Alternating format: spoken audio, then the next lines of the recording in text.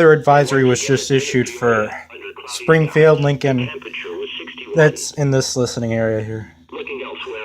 WXJ75 is still off. WXJ75 is off the air, but few counties in here are included. Thunder? Nice. Thunderstorms? Wow. Milwaukee had light rain and 48. Here's a special weather statement. Significant weather advisory for Logan, Cinnamon, East Central Mason, Eastern Scott, Menard, Northern Macon, Morgan, Southeastern Cass, and Southwestern DeWitt counties until 1 p.m. At 12:08 p.m., trained weather spotters reported a strong thunderstorm over Jacksonville, moving northeast at 50 miles an hour. Dime-size hail will be possible with this storm.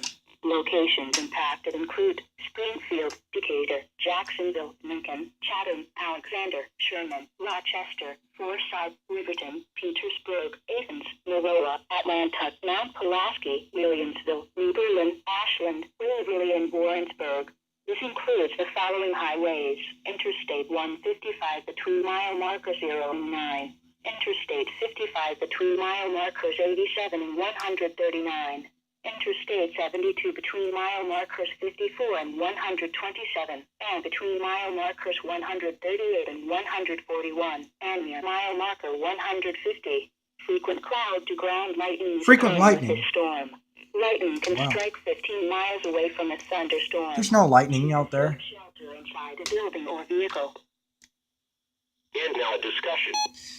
You know what's kind of weird, guys? Now look at this IEM bot message.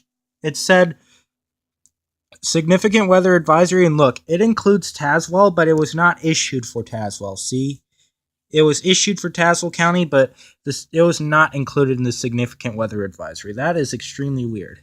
Oh, we got some reports here on Morgan County, penny-sized hail, and Franklin County, more penny-sized hail. Wow.